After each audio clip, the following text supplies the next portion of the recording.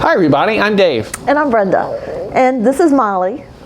It is 43 degrees out here right now. It was down to 26, I believe, last night. Hard freeze warning for the area, so we have the fire turned up a little bit higher than usual. And it's still a little chill in the air even with that. But anyway, I'm sure those of you up north in the snow would be happy to have 43 degrees. They probably think we're silly to be cold. So tonight we have the new real estate market update that came in the mail today from the villages. So we're going to look at that. We'll give you a little update on some of the predictions I had made and some hits and misses. Hits and misses. Yeah, hits and misses. Yep, that's for sure. And we've been asked about village IDs for a third person in the home. So we'll talk about that. And we have some of the construction updates. We'll give you some quick updates of things that have been going on here in the villages. So stay tuned and we'll be right back when we get Molly settled.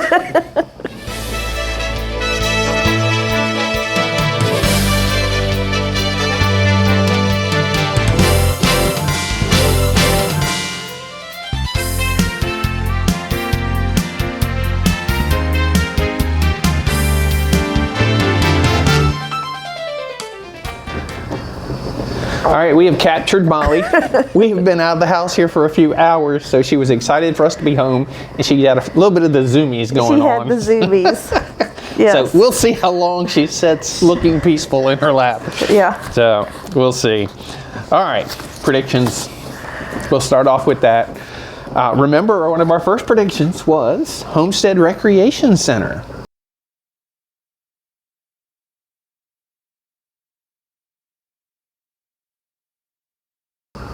At Homestead Recreation Center, we had predicted, there goes Molly, we'll just let her go. We had predicted that it would open in the month of January. That should have been an easy prediction. Both of us said it.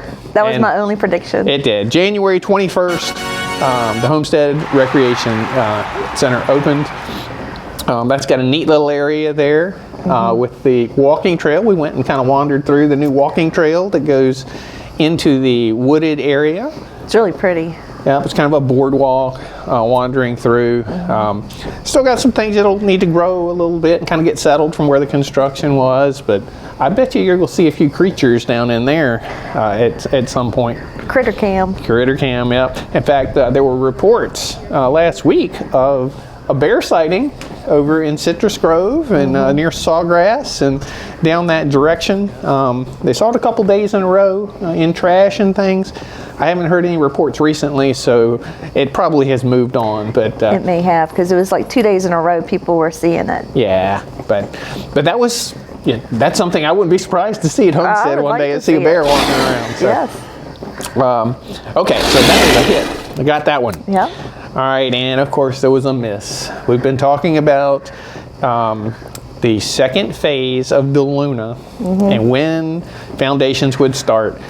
And I had predicted February would be the start. I was nervous about that one when I predicted it because I thought it might be a close call on that. So it was a miss. The foundations have started over there.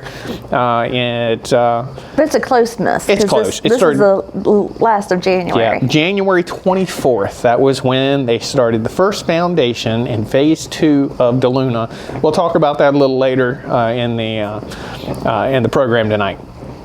All right, and then this wasn't a prediction, but it is something that's happened here. Clifton Cove Putting Course is now open. It opened on January 14th. And we went over to play it one Saturday afternoon. Don't go on a Saturday afternoon unless you want to wait in line. It was busy. Apparently, it's very popular. A lot of people. Morning rides. It looks like when it first opens at 9 o'clock, 9:30, that's when your best chance to get on the course. It'll settle down a little bit, but the newness has had a lot of people out there mid-afternoons if it's a beautiful day. If you like crowds, you'll be fine. Yeah, it was very active, people on every hole. So I'm glad that people are enjoying that. All right, the market update. I was so excited. I hadn't planned on doing this tonight, but it came in the mail yesterday. So figured I'd go over that real quick. So you remember we did this a few months ago, and this gives average pricing in areas and such. So if you email me. I can send you some of the details of it, but it is copywritten, so I can't just put this, pictures of it online. But I will mention here, all right, the average price. Now, Brenda has not seen this one, I don't believe. Last time you had seen it ahead of time. Yeah. All right, what do you think the average price of a new home sold in the fourth quarter of last year? So for October, November, December of 2021, the average new home price. I'll say somewhere in the 400,000s. Very good. 401. Hey. 401. That's for new homes. That's across the entire villages. I looked real quick at the one that came out for third quarter, and it was 381. So in 3 months, the average price of the homes in the villages went from 381 to 401. So $20,000 increase.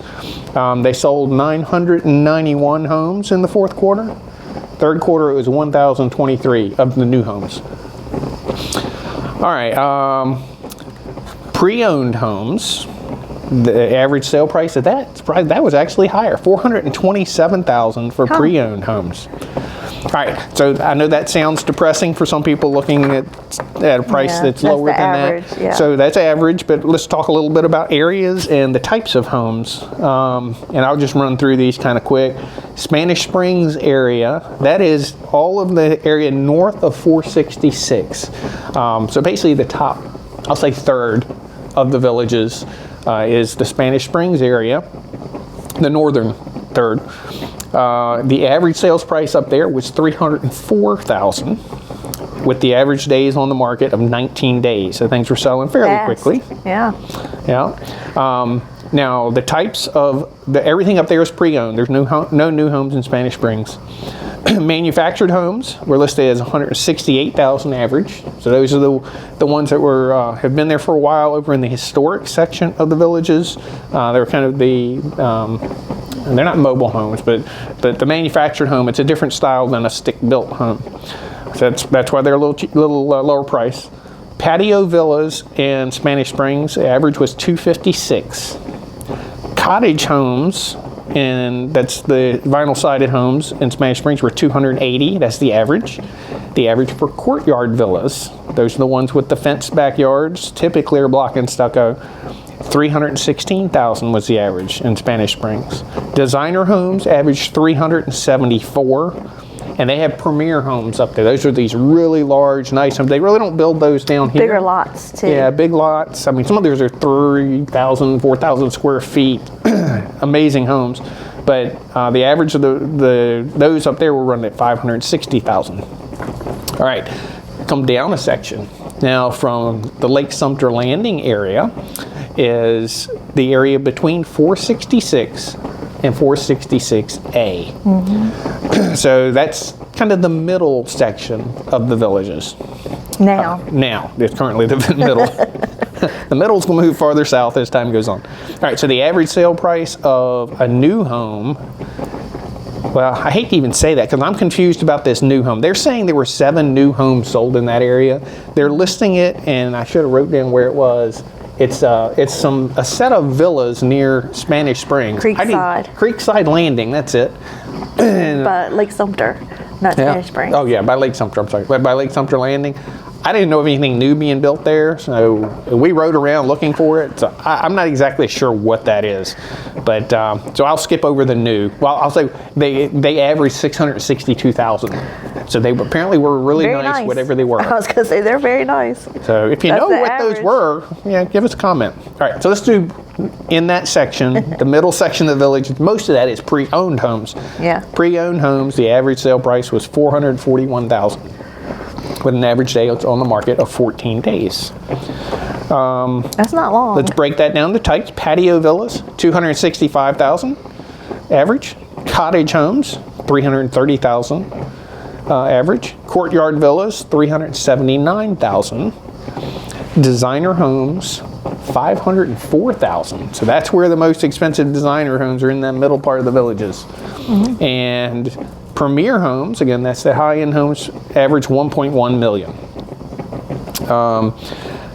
Now, Brownwood area is actually considered everything from 466 all the way down here to this new construction down in the southern part below the turnpike. So it's a pretty big area there. So the lower third, really probably lower, probably a little bit more than a third. All right, the average price of a new home, $399,000. It's actually more expensive in that middle section than here. Remember, that was over $500,000. So $399,000, and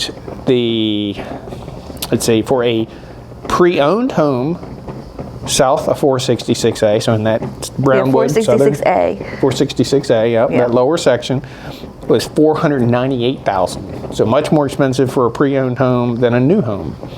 So interesting statistics. All right, breakdown again. Patio villas, these are for new homes south of 466A. Average patio villa was $239,000. So that's actually lower cost. Cottage homes and cottage villas, $297,000. Courtyard villas, $369,000. And designer homes / verandas, both of those are similar, $486,000. So anyway, that's the update for this quarter. Thought that was interesting. Prices are definitely up again, but homes are still selling quite fast. 14 days, 19 days, Yeah. I mean, average. Yeah. Let's see. Anything else I wanted to add to that one? Let's see. We'll talk about what today. I checked the today what was listed. There were 57 homes, just to show the how much of inventory is out there. We'll talk new homes only. There were 57 homes listed, new homes for sale as of today, and it is Sunday, the 30th of January. There were, of those 57 though, 31 of those were in Chitty Chatty, the Thai villas.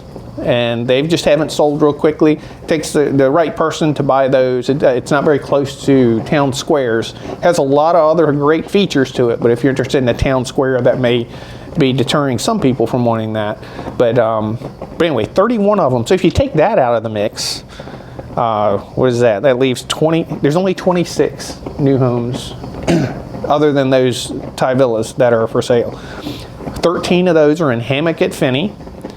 6 are in Hawkins. 2 are in Case and Hammock. 1 in Citrus Grove. And really, you can't count these. Then 4 of those 20-some are in Oxford Oaks. Molly's over here scratching. I want to make sure she wasn't getting into trouble. I've kept one eye on her. Yeah. She's fine. Oxford Oaks, that is a family section that's not directly attached to the villages, where a lot of people that work here in the villages, they live in Oxford Oaks. 4 of those 57 homes were actually in Oxford Oaks. So that's, the inventory is pretty low, I think. Now every day new homes are added to the market and homes are sold. So I've just been watching that. I think, it needs to get back over 100 is where they used to be, but it's pretty low now. I think they're going so fast. Yeah. Okay, I think that's all on the market updates. Now, the question that has been asked to us, we had a friend of ours that we've been in contact with had asked, knowing that Brenda's mom lives here with us, does she have a village ID where she can go to Because she's not on the... Yeah, because she's not on the deed. Right. She lives here with us because we care for her, but she's not on our deed. So they wanted to know, how does that work? Because they may be in a similar situation. Now, we answered this direct to them, so that they're not getting that answer through the video here, but I thought other people might be in that situation, be curious about the answer. So how that worked for us is, for her mom living here with us, as long as she was a full-time resident of our home, and we had to prove that, yes, she gets a villager ID. It's a different color than ours, that you're not on the deed, but it has all the same access. She can do anything. It's the same color. Hers is a different color. Oh. Yeah. Hers is blue, I believe, with ours being green. Okay. But they have same access to everything that we have. Now, the only what we had to do for her to get that is to prove that she lived here as her primary residence. So that was done with 2 forms of ID, one being she had a Florida voter registration that was registered to vote at this address, and her Florida ID. She doesn't drive, she doesn't have a driver's license, but she has a Florida ID, official Florida ID. So those 2 forms of identification to prove that showed her address and had a photo of her on it. So when we were supplied that, she was able to get that ID. It doesn't cost extra for it. Your amenity fee that you pay by the month is for the home. So being that she's the 3rd person here, it doesn't cost extra. We have the 3rd ID for her. Yeah. So that's how that works. If someone doesn't live full-time in the home, you're probably going to have to go the route of a visitor pass. And there's rules about visitor passes and how close they can live. If you live in the surrounding areas, there's different rules for somebody that may be visiting from out of state. So I'll let you look up those rules, but in general, for somebody that was out of state that was coming to stay with you for a few months, then they would get a visitor ID. That's free, and you would have to register for that through the district office. It's pretty simple to do, but you do that. Molly's barking at something over there. Yeah. I'll go get it. All right. And all right, I was talking about guest passes. Molly, we had to go check on her. She was getting ready to attack the next door neighbor. She's had the zoomies. She's very, very excited.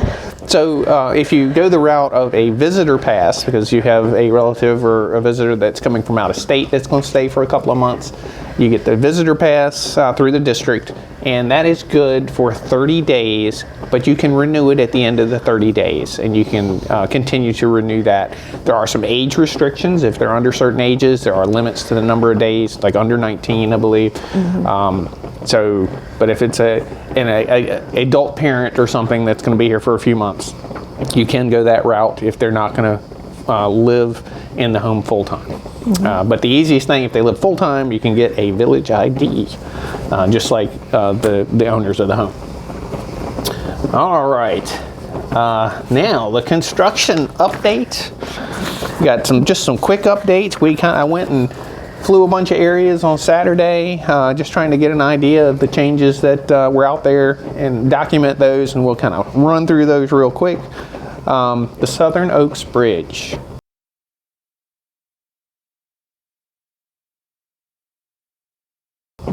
All right, at the Southern Oaks Bridge, they've been adding the ramp pretty quickly. They're with the side block walls. It's really been cool to watch. It's we sat in the golf cart and just watched the machines. Yeah, the trucks making their rounds, bringing the dirt up to it. It's just, I'm mesmerized by that type of stuff. But that ramp is actually being done pretty quickly, and I was able to get a little bit of video footage, as you can see there on Saturday. They were working on the bridge, which kind of surprised me because there's no hurry to get it open yet. There's nowhere to go on the other side yet. So, of course, I took a little bit of just quick footage from the bridge, shooting over to where continuing the Dream section. Eventually there'll be Eastport and all over there. As you can see, it's still basically they're kind of mining for material. I think digging around. They like to separate the types of dirt materials to use in different areas, especially if they can find clay.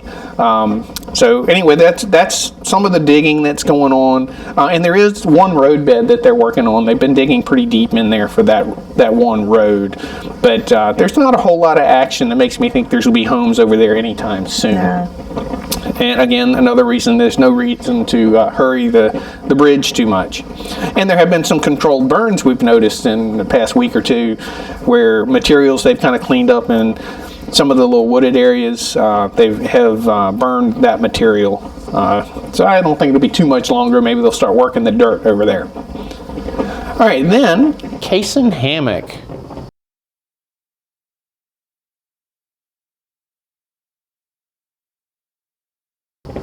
Now, over in Case and Hammock, you can see most of the exterior of the homes are finished. Almost everything's under roof. There are a few empty lots you can see that are kind of need to be filled in. That's pretty typical. They'll leave some open areas and come back and fill a few homes in over time. But there's still homes that will be added to the market that aren't completely finished doing interior work, so there'll be some added every once in a while. As of today, there were 2 homes for sale in Case and Hammock, and both of those were of the precast concrete, what's calling tilt wall. It's actually precast concrete. There's 2 of those that were for sale today, and that's all that was on the market in Case and Hammock today. Sawgrass Grove.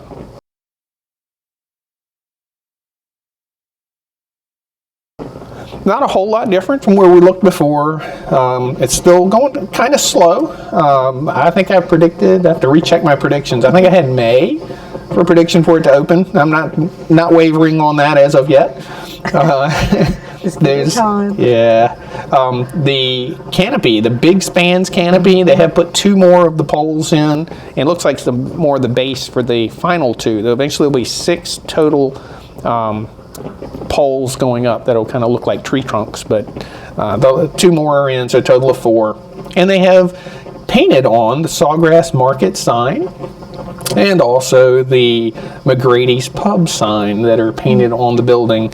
And there'll be more signage, I'm sure, but that's on the brick. Now over to Hawkins, Phase 2.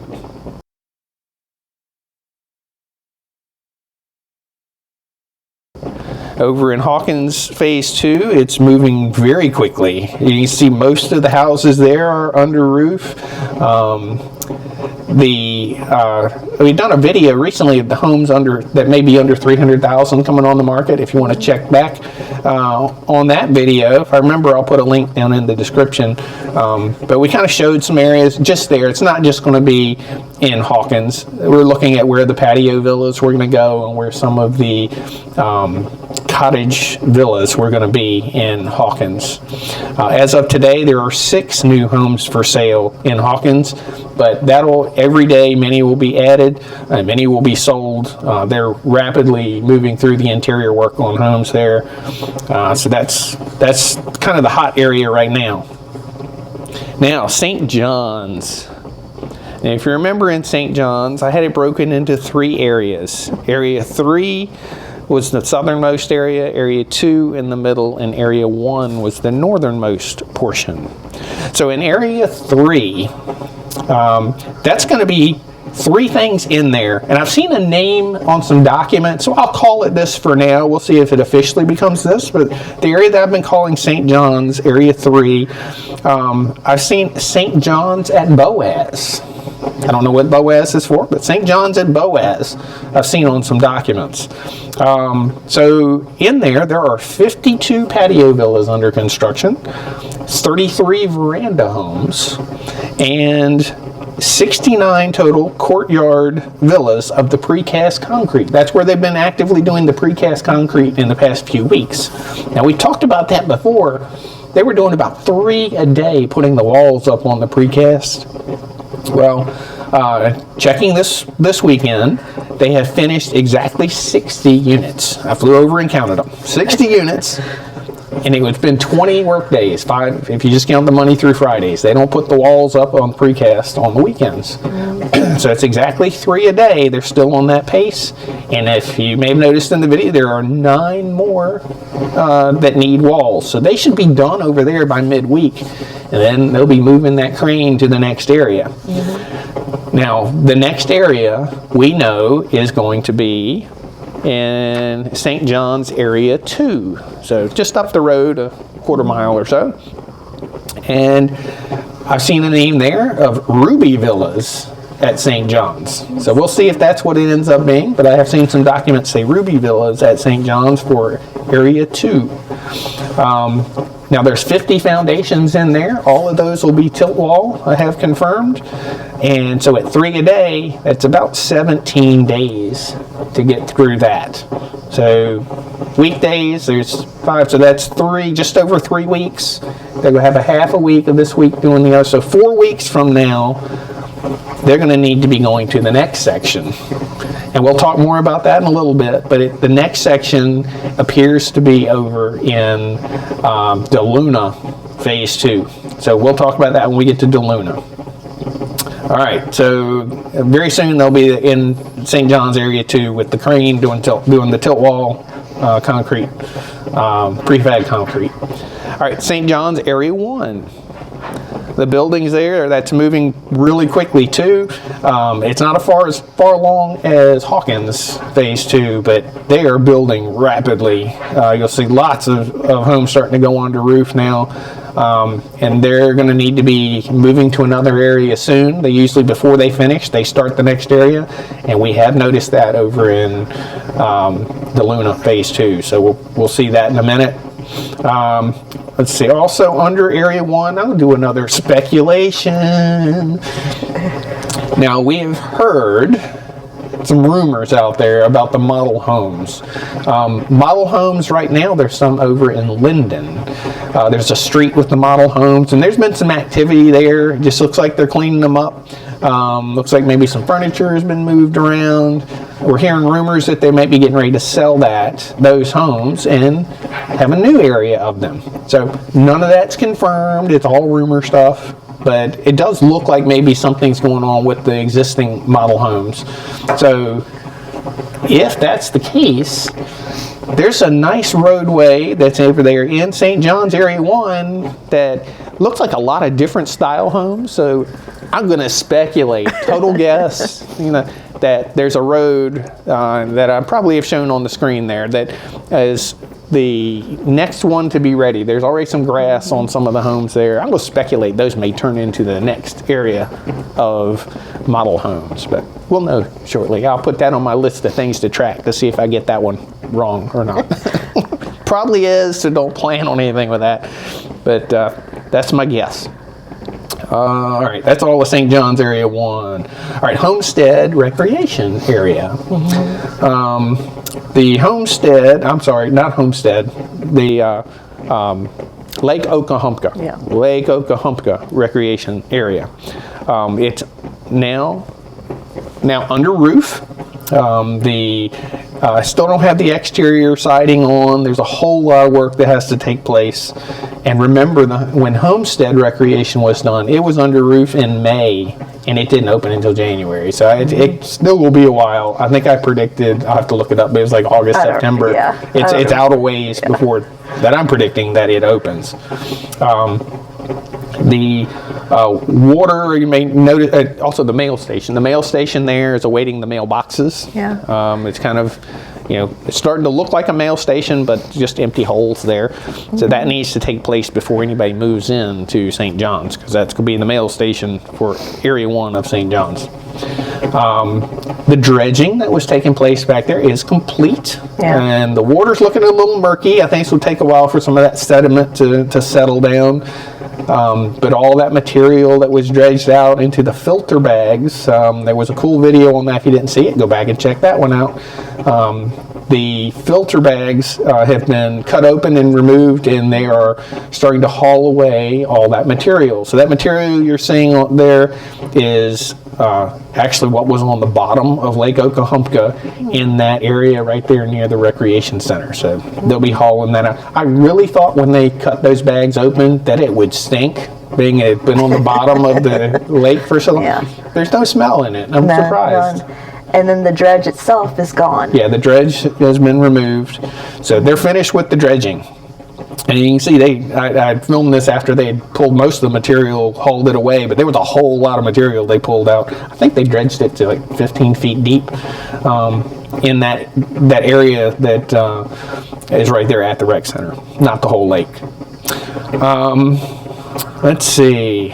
Let's jump over to the village of Richmond.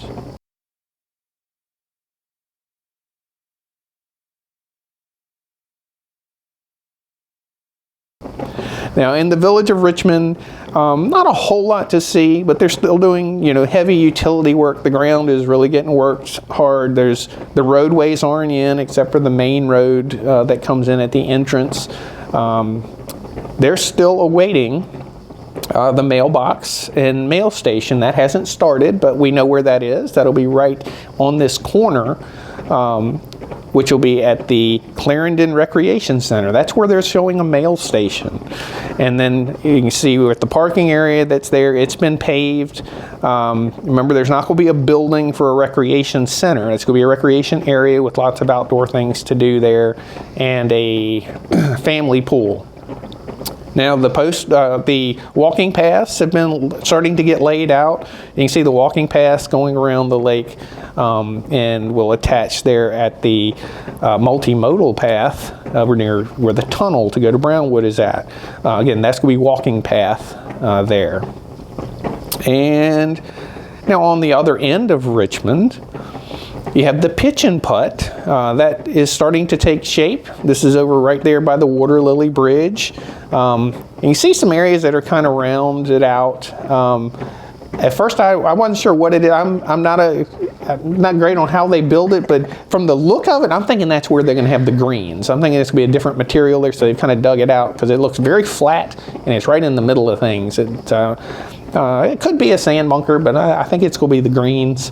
But anyway, we'll keep an eye on that, but it's starting to come together. They're doing a lot of work of getting that shaped because they need to start planting some grass soon because it's going to take a long time to get it greened in to be able to use. So, but anyway, that's well underway. And then lastly, DeLuna Phase 2. Mm-hmm.